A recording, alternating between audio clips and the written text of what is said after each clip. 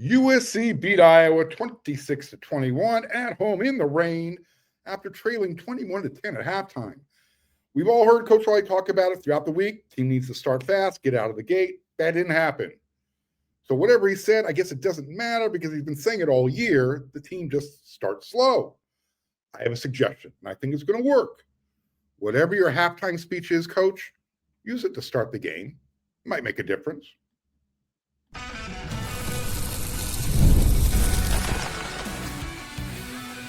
You are Locked On USC, your daily podcast on the USC Trojans, part of the Locked On Podcast Network, your team every day. Fight on, everyone. This is my instant reaction show to USC's 26-21 victory over Iowa. Welcome to Locked On USC, part of the Locked On Podcast Network, which is also the #1 sports podcast network. So whether you're watching this show on YouTube or wherever you're downloading this podcast, you pick the platform.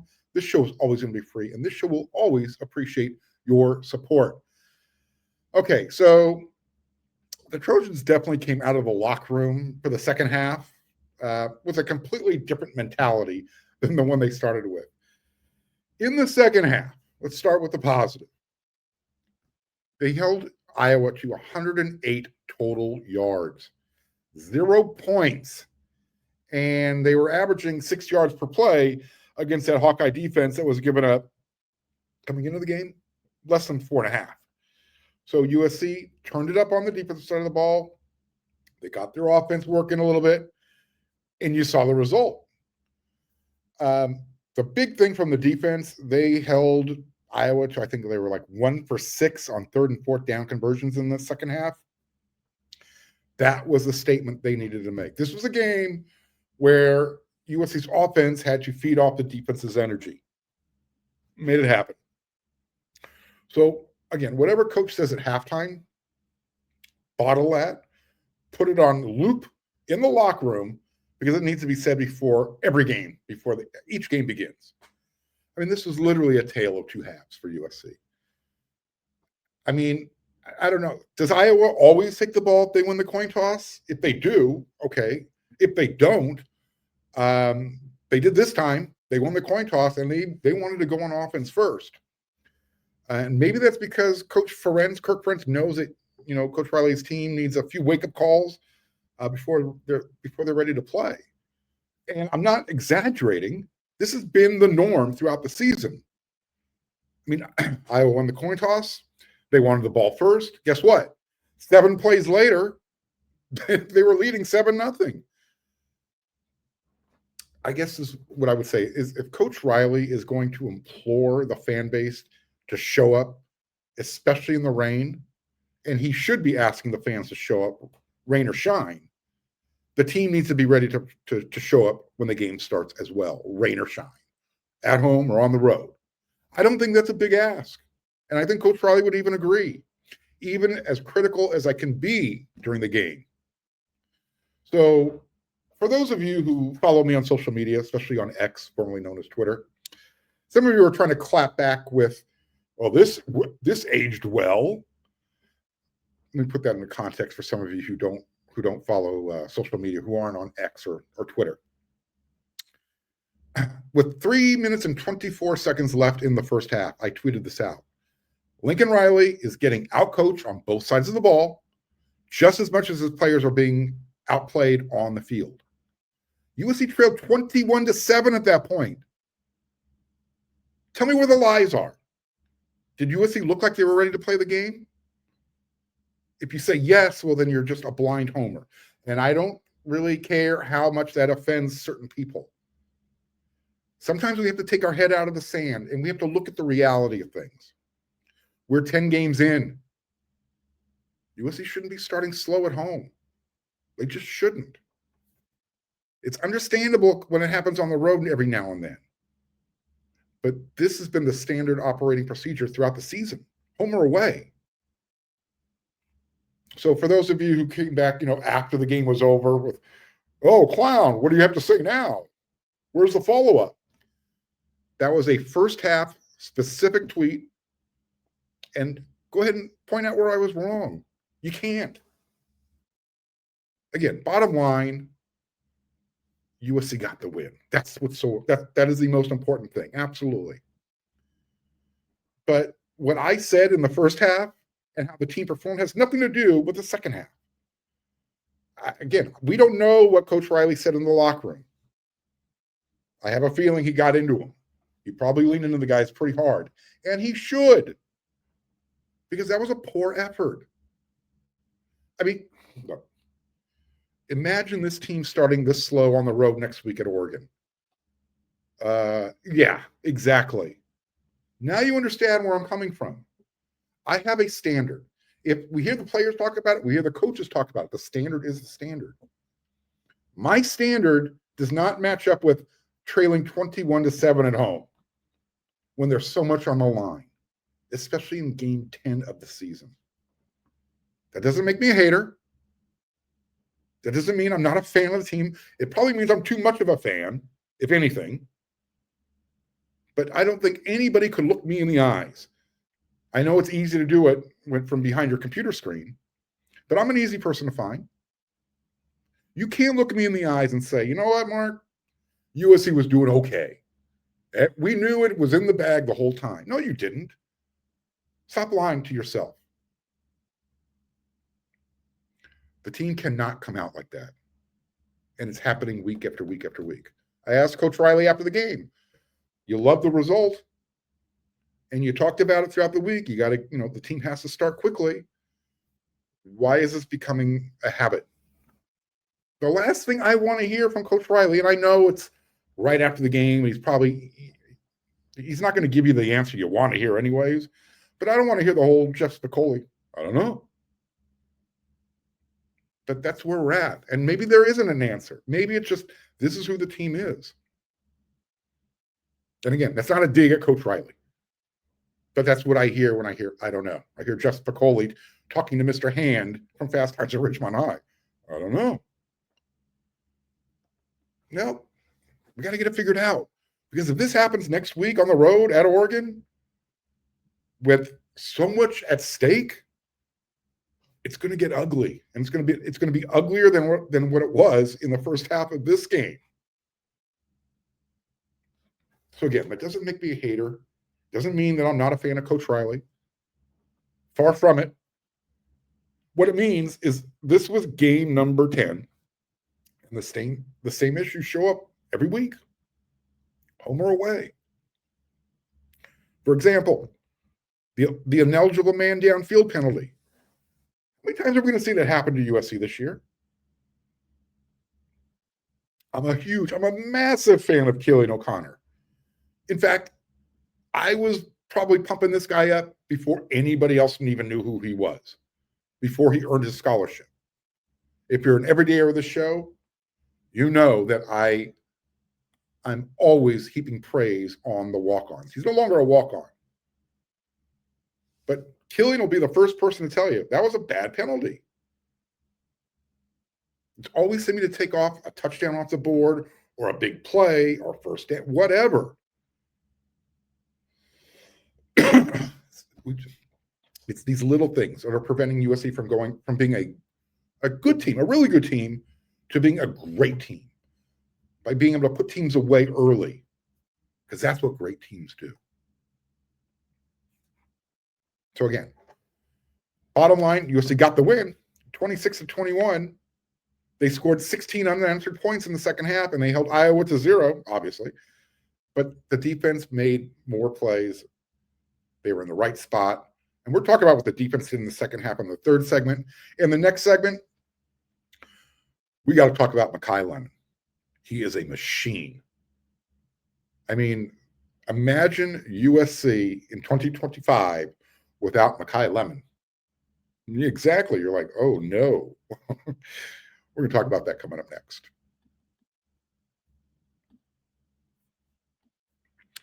The weekend is here, which means it's time to look back and crown this week's MVP on Who Delivered, powered by DoorDash. Just like you can win every Saturday with DoorDash Streaks, saving money every time you order, these are the players and the coaches who delivered when it mattered most. So USC, again, 26-21 win over Iowa. Saturday, in the rain. decent crowd considering the weather. But here's what I loved about it. You got Makai Lemon making catches over the middle. You got Jakeem Stewart getting his first career interception. You got Kennedy Urlacher having field awareness, making sure Iowa's wide receiver did not do that toe tap, extending that drive near the end of the game. These are the guys that delivered. And just like DoorDash delivers your Saturdays. With DoorDash Streaks, you save every Saturday you order, stack it up all season long, and you can save up to $250, including $100 in DoorDash credits. So order next Saturday. Keep the streak alive. Fuel your game day only with DoorDash. Terms will apply.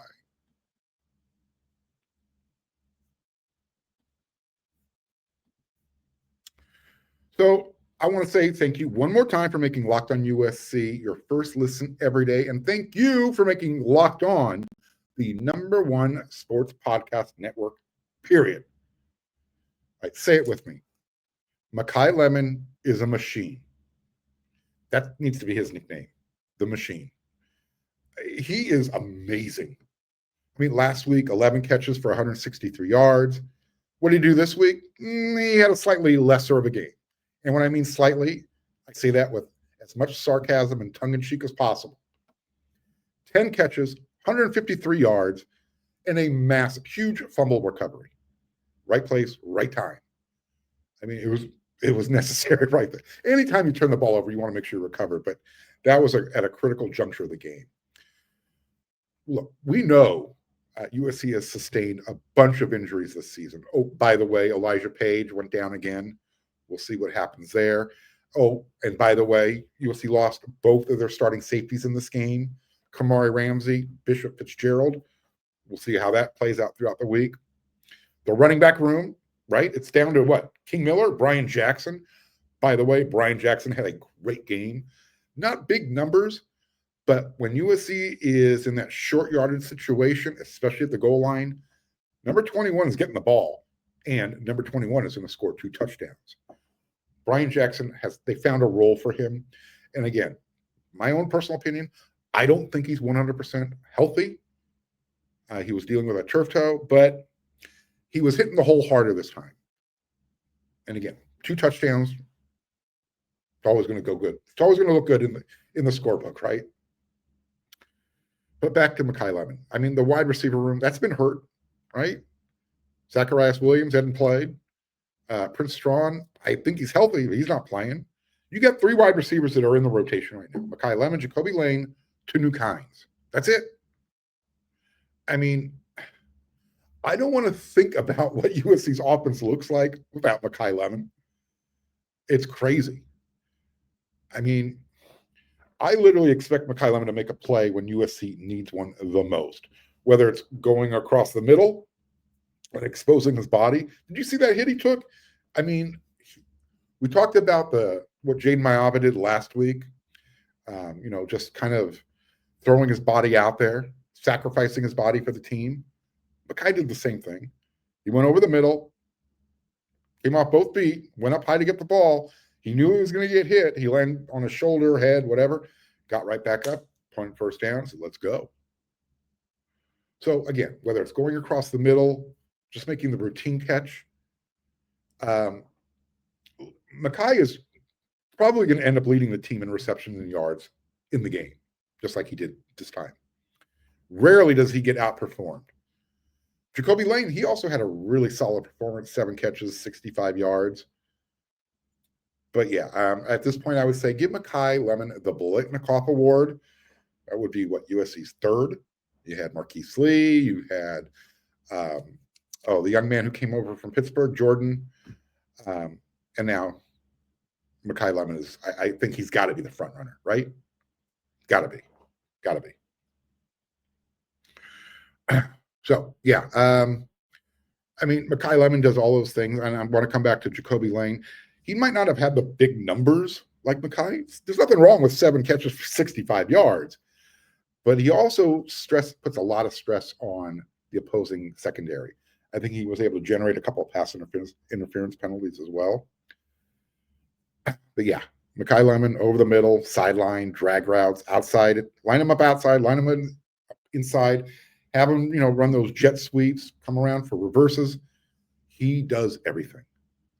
And this team without him, yeah, it's probably that's a scary thought when you really get down to the nitty gritty. So if anybody was hoping that he's coming back next year, wait, open this hand, take a poop in this hand, see what you have left. And I say that with all due respect to Makai Lemon. I want him to go to the NFL. There's nothing for him left to prove at this level of football. Go be a first rounder. We got guys coming in, but there's no reason that Makai needs to stick around any longer after this season. I just want him to help this team get to the playoffs. Go win at Oregon. And then come home for that crosstown showdown against UCLA. That's what I anticipate from this team. I don't like to use the word expect, but this is what I expect from USC football. We're in the playoff era, so competing with the best teams for the opportunity to go play with more best teams around the country. If USC wants to make the playoffs, guess what? They're going to have to go up to Eugene, Oregon next week, and they're going to have to play their best game of the year. Period. They cannot start slow like they did this week, and they did last week, and they did the week before that. Oregon's offense is 100 times better than Iowa's. It's 100 times better than Northwestern's, and it's 90 times better than Nebraska's. That's all I should really need to say. Next week will be USC's toughest test since the Notre Dame game. You love the way that this team finds a way to win. Absolutely. But it should not, it shouldn't take this long. I had someone say, Mark, nobody plays, exceptional football for 4 quarters. I'm not looking for exceptional football for 4 quarters. I'm looking for 4 quarters of competent football. Not 2, not 3. I want to see a complete game. And I want to see it against a team that's not named Missouri State or Georgia Southern. And USC didn't do that against those 2 programs either. Again, I'm not looking for perfection. I'm looking for growth. And yes, I've seen it with this team. They have grown a lot since last year. I asked Brian Jackson after the game, what do you think the difference is between this year and last year in November? Last year, USC struggled in the month of November. This year, they're winning the games. So whether it's the culture that Coach Riley is installing in that locker room, that has something to do with it. But there's still something that's missing. There's a missing ingredient. You know how sometimes you go in the kitchen, you taste mom's cooking, you go, oh, that's good. There's something missing. It's just that there's one little thing that's missing. And I think it's a sense of urgency. I wonder at times if this team thinks they're better than they are. If they are, stop doing that, because you're not. All right. We've got one more segment coming up. I'm going to talk about that USC second half defense. It was pretty good. Pretty damn good. It's coming up next.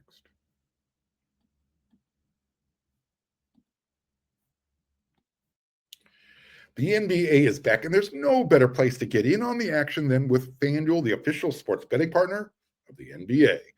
Even if you missed the start of the game, or maybe you just want to ride that hot hand, guess what? FanDuel has live bets on everything from who will score next to those fourth quarter comebacks. Plus, you can even combine those live bets into a same-game parlay, and that's going to give you a shot at a much bigger payout. It keeps every game exciting, especially when your team's making that late push. Right now, FanDuel is giving new customers $300 in bonus bets when your first $5 bet wins. So head on over to FanDuel.com, sign up, and play your game with FanDuel, the official sports betting partner of the NBA.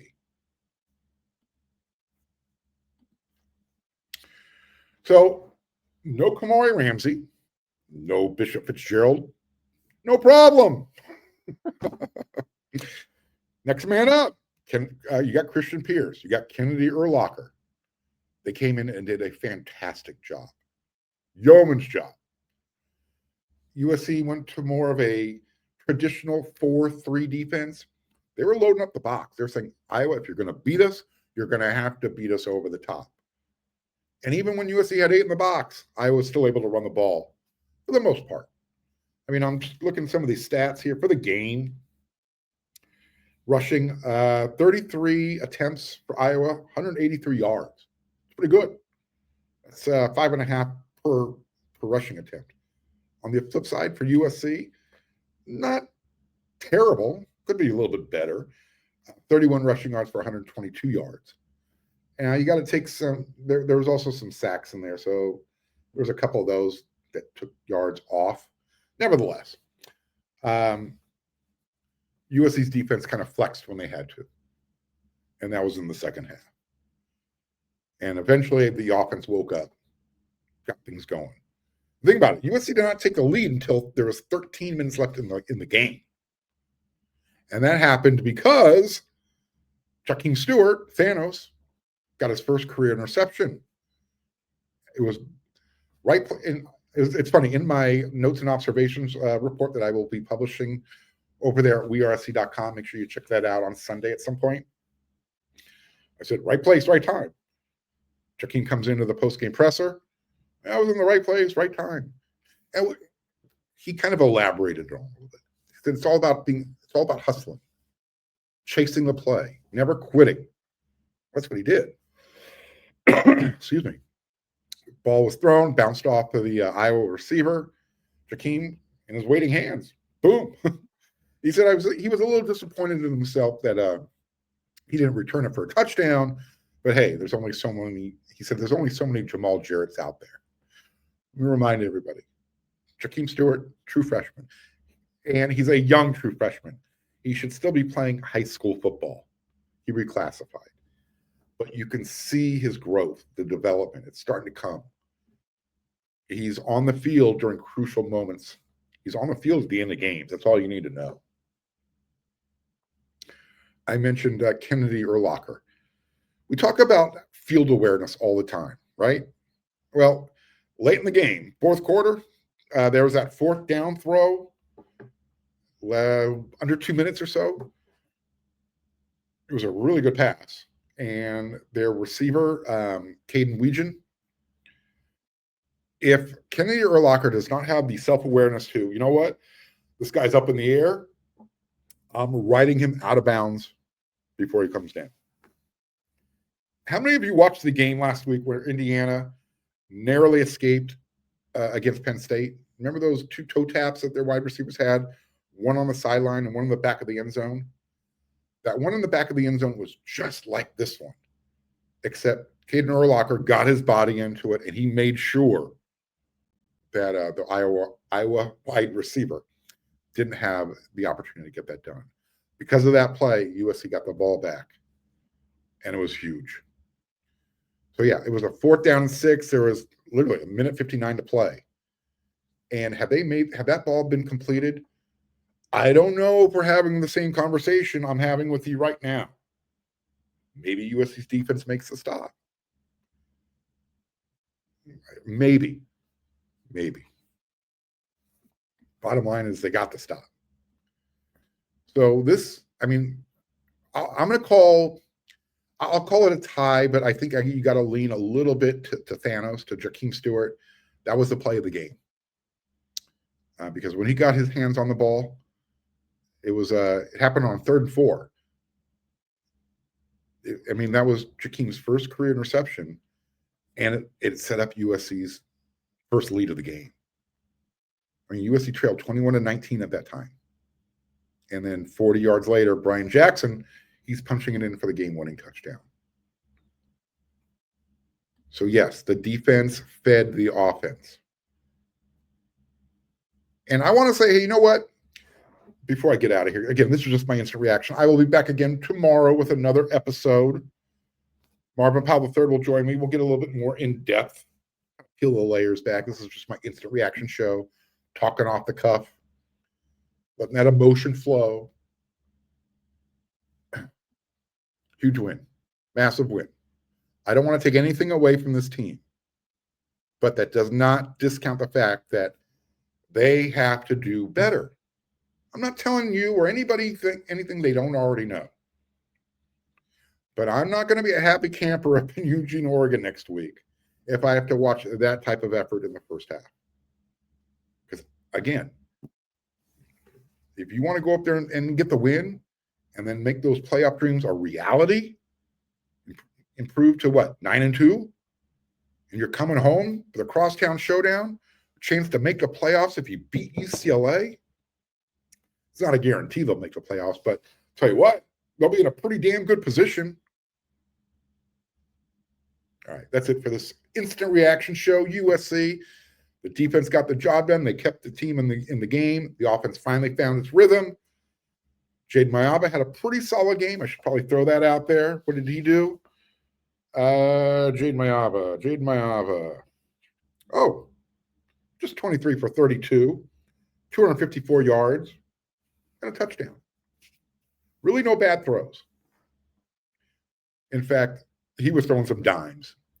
When Jaden is on, he is a really, really good quarterback. In fact, let me rephrase that. He is a really, really, really good quarterback. For those of you who watch this show regularly, if I say something 3 times, it's for emphasis. I'm starting to see that from Jaden. Even after the game tonight, he was just so much more comfortable answering questions. And he kept saying, I wish you guys could see us in the locker room. I wish you guys could see us in the locker room, the brotherhood, the camaraderie, how we have everybody's backs. I think that's great. I love hearing that. Hey, you know what? Ask Coach Riley if we can come in the locker room so we can see it. So I can come on here and I can tell all the Trojan fans what he's talking about, what it means. And I get it. No, of course not. You know, stuff that happens in the locker room stays in the locker room. All right. So there you go. USC 26, Iowa 21. USC improves to 8-2. Next week, this was playoff game number 1. Playoff game number 2, Eugene, Oregon. Get by that, handle UCLA, and then you're going to the real playoffs. All right. I'll be back again tomorrow with another episode. I want to say thank you again for making Locked On USC your first listen. Hope you enjoyed this instant reaction show. Hopefully some of you understand where my passion comes from during the game. There's a little wink for you. For those of you who are listening and not watching, I have a standard, and I want USC to meet that standard. It's not perfection. It's just competency. And it's competency for 4 quarters. That's not a big ask. Also, Trojan fans that showed up, great job. Student section, all of you late in the 4th quarter decided to take off your shirt, get into it in the rain. Loved it. That was great. Fantastic. Keep bringing that energy. You got one more game to do it. One more game. Think about that, Trojan fans. You have 2 regular season games left. 1 home game to go. All right. Until then, everyone, you know what to do.